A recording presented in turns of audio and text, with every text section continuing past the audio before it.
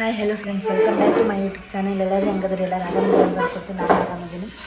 So ಇವತ್ತು ಶನಿವಾರದ vlog ಆಗಿರುತ್ತೆ. ಬೆಳಗ್ಗೆ ಎಲ್ಲ ಬೇಗ ಎದ್ಬಿಟ್ಟು ಎಲ್ಲ ಕೆಲಸ ಮಾಡಿದ್ದೀನಿ ನೋಡಿ. ಕೆಲಸ ಮಾಡಿದ್ದೀನಿ. ಇವಾಗ ಪೂಜೆ ಎಲ್ಲ ಆಯಿತು. ಇವಾಗ ಇದನ್ನು ಒಗ್ಗರಣೆ ಕೊಡಬೇಕು. ಹಾಗೆಯೇ ಇವತ್ತು ಶನಿವಾರ ಆಗಿದ್ದರಿಂದ ಆಂಜನೇಯನ ಟೆಂಪಲಿಗೆ ಹೋಗಬೇಕು ಅಂತ ಅಂದ್ಕೊಂಡಿದ್ದೀವಿ. ಈ ಟೆಂಪಲ್ಗೆ ನಾನು ಹೋಗ್ತಾ ಇರೋದು ಸೆಕೆಂಡ್ ಟೈಮ್. ಎಲ್ಲಿ ಏನು ಅಂತ ಮುಂದೆ ಹೇಳ್ತೀನಿ, ಸ್ಕಿಪ್ ಮಾಡಿದೆ ನೋಡಿ. ಸೊ ಇವಾಗ ಎಲ್ಲ ಕೆಲಸ ಆಗಿದೆ. ನಾಷ್ಟ ಮಾಡಿಕೊಂಡು ತಿಂದು ಹೊರಡಬೇಕು. ಅದು 4 ಕಿಲೋಮೀಟ್ರ್ ಇದೆ.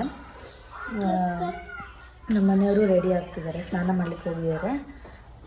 ಇನ್ನೇನು ರೆಡಿ ಆಗ್ತಾರೆ ಅವರು. ಅಷ್ಟರೊಳಗೆ ನಾನು ನಾಷ್ಟ ರೆಡಿ ಮಾಡಿಬಿಡ್ತೀನಿ. ಓಕೆನಾ?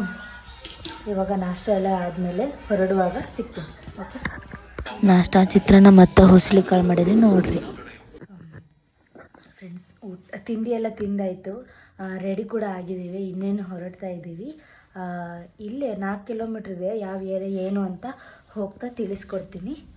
ಸ್ಕಿಪ್ ಮಾಡಿದೆ, ವಿಡಿಯೋನ ನೋಡಿ. ಓಕೆ, ಬನ್ನಿ ಹೋಗೋಣ ಫ್ರೆಂಡ್ಸ್. ಹೊರಟಿದ್ದೀವಿ ಇವಾಗ.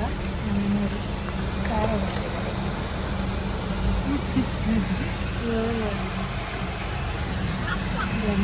ಅಲ್ಲಿ ಹೋಗ್ಬಿಟ್ಟು ಸಿಗ್ತೀನಿ ನೋಡಿ ಫ್ರೆಂಡ್ಸ್. ಇದು ದೇವಸ್ಥಾನದ ಹಿಂದ್ಗಡೆ ಇರೋ ವ್ಯೂ ಎಷ್ಟು ಸಖತ್ತಾಗೈತಿ ನೇಚರ್ ಅಂದ್ರೆ. ಮತ್ತು ಆ ಕಡೆ ಎಲ್ಲ ಹೊಳಿನೂ ಐತಿ. ವಾತಾವರಣ ಭಾಳ ತಂಪಿತ್ತು, ಮಸ್ತಿತ್ತು. ಇದು ಮಹೋತ್ಸವ ಇದ್ದಿದ್ದರಿಂದ ಎಲ್ಲ ಸ್ಟೇಜ್ ಗೀಜ್ ಎಲ್ಲ ರೆಡಿ ಮಾಡ್ಯಾರ. ಜಾಸ್ತಿ ವಿಡಿಯೋ ಮಾಡೋಕ್ಕಾಗಿಲ್ಲ, ಭಾಳ ಸೆಕ್ಯೂರಿಟಿ ಎಲ್ಲ ಇತ್ತು ಪೊಲೀಸ್ದು. ಹಾಗಾಗಿ ಆಮೇಲೆ ಇದು ಇರೋದು ಬಂಡೆಗಾನಹಳ್ಳಿ ಅಂತ, ಬೂದಗಿರಿ ಕ್ರಾಸಿಂದ 4 ಕಿಲೋಮೀಟ್ರ್ ಇದೆ. ನಮ್ಮ ಮನೆಯಿಂದನೂ 4 ಕಿಲೋಮೀಟ್ರ್ ಆಗುತ್ತೆ ನೋಡಿರಿ. ದೇವಸ್ಥಾನದ ಎಂಟ್ರೆನ್ಸ್ ತೋರಿಸ್ತೀನಿ. ಶ್ರೀ ಅಭಯ ಆಂಜನೇಯ ಸ್ವಾಮಿ ದೇವಸ್ಥಾನ. ಇಷ್ಟೇ ಅಲ್ಲ ಫ್ರೆಂಡ್ಸ್, ಈ ದೇವಸ್ಥಾನ ಸುತ್ತಲೂ ಆಂಜನೇಯ ಸ್ವಾಮಿ ಅವತಾರಗಳನ್ನು ತೋರಿಸಿದ್ದಾರೆ. ವರಹ ಅವತಾರ, ಎಲ್ಲ ಅವತಾರಗಳನ್ನು ತೋರಿಸ್ಯಾರ. ಸೊ ಇಡೀ ದೇವಸ್ಥಾನ ಸುತ್ತಲೂ ಇದೆ. ಬನ್ನಿ ಈಗ ಪೂಜೆ ಮಾಡೋಕ್ಕೆ ಹೋಗೋಣ.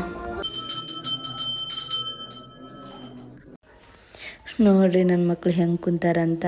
ನಾವು ಒಂದೆರಡು ಫೋಟೋಸ್ ತಗೊಂಡು ಅಲ್ಲಿಂದ ಸೀದಾ ಮನೆಗೆ ಹೊರಟ್ವಿ. ನಾವಿವತ್ತು ಹೋಗಿದ್ದು ಶ್ರೀ ಅಭಯ ಆಂಜನೇಯ ಸ್ವಾಮಿ ದೇವಸ್ಥಾನಕ್ಕೆ ಹೋಗಿದ್ವಿ. ನೀವು ನೋಡಿದ್ರಲ್ಲ, ಚೆನ್ನಾಗಿದೆ. ನೀವು ಒಂದ್ಸಲ ಬನ್ನಿ.